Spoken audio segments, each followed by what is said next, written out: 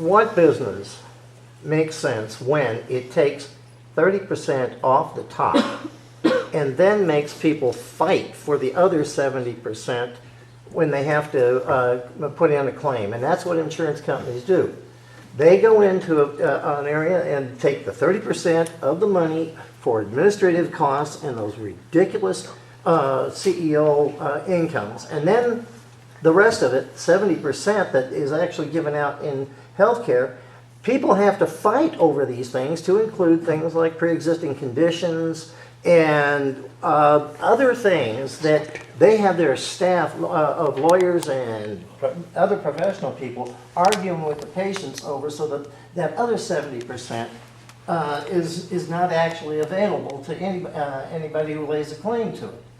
Now, what kind of a business is that? That's a monopoly. These people are part of what you're trying to include in the mix. Now, my wife works for Medicare, and the 5% that they use for administrative costs, and by the way, anybody who doesn't know, these are not federal offices as far as Medicare is concerned. These are professional offices of insurance companies around the country that administer these. This is not some federal office somewhere. This is, in other words, the money is still being spread around in the market. But getting back to the most important point, these people serve absolutely no purpose in this mix when you're talking about health insurance companies. The one thing that really does make sense is if we all had a mandated health insurance coverage, but the mandate was for everybody to pay into one single pool, and then that money is distributed. That's not existent in this country, but it's existent in Europe. The #1 healthcare deliverer in the entire world is France, not the United States. The United States, as far as healthcare delivery is concerned, goes down to 37 in the world. We're not the best.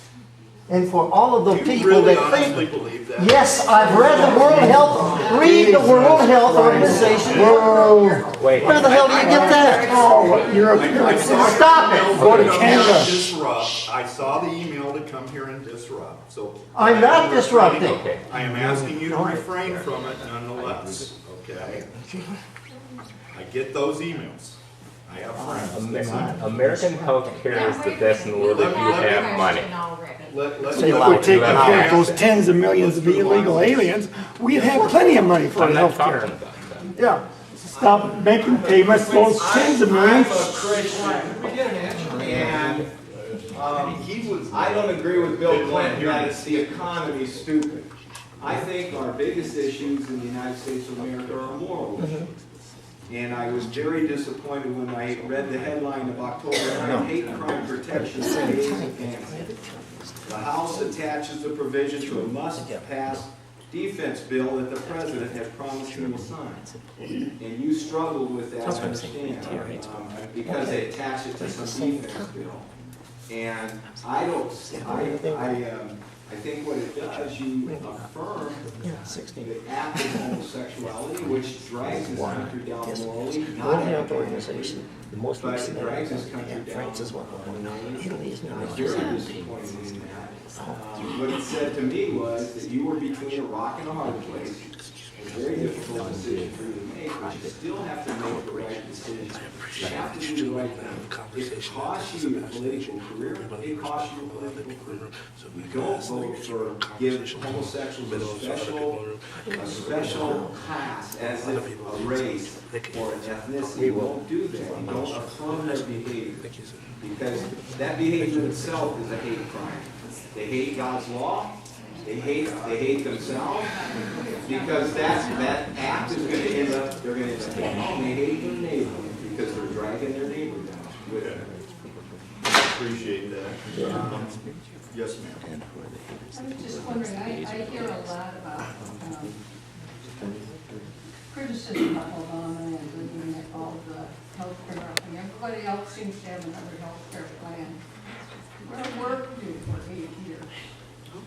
I appreciate that. It's obvious it was going down. From the question up here is where was I mostly the time, where the Republicans went.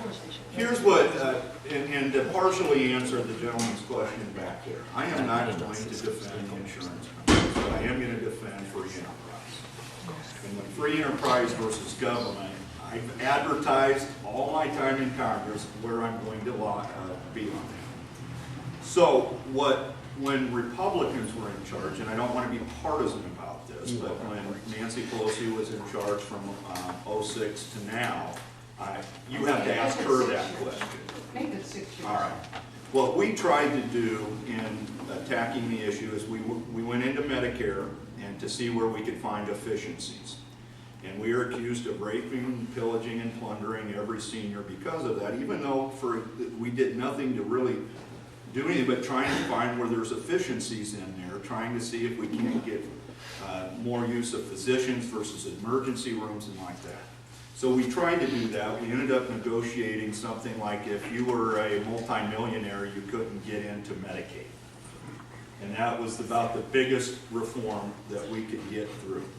We also passed in the House what was called AHPs, Association of Health Plans, that would allow small businesses with a small number of employees that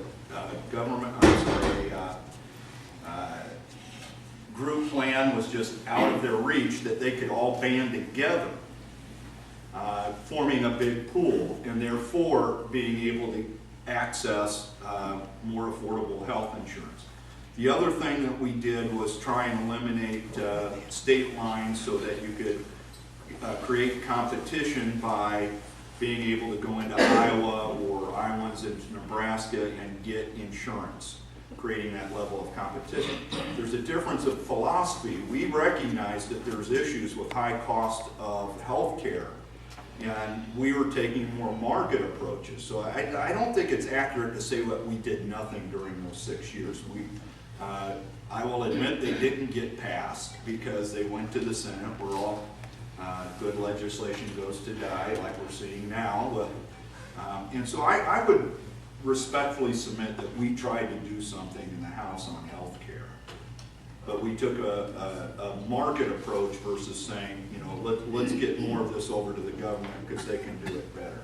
You know, the feeling you get when you listen to a lot of the criticism is that this big problem with healthcare started the day Obama took office. So, you know, I think that's a wrong. Well, the debate started because he started it when he took office.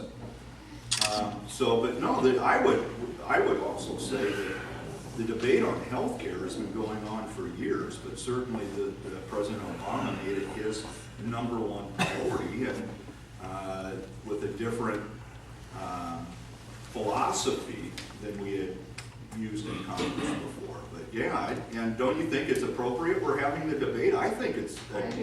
I think we need to have this. Yes, we do.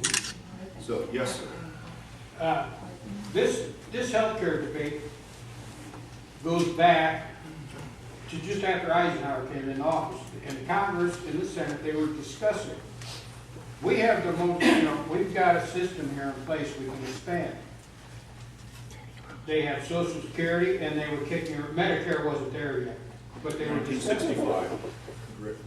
The auto industry, the unions in this country fought that very severely because they were in the process of bringing their own retirement and their own health care plans. And over the next 50 years, every time health care reform was discussed, they fought it. Now, they're still waiting because Obama says, all right, you people got the Cadillac plan, we're going to exempt you out of this health care.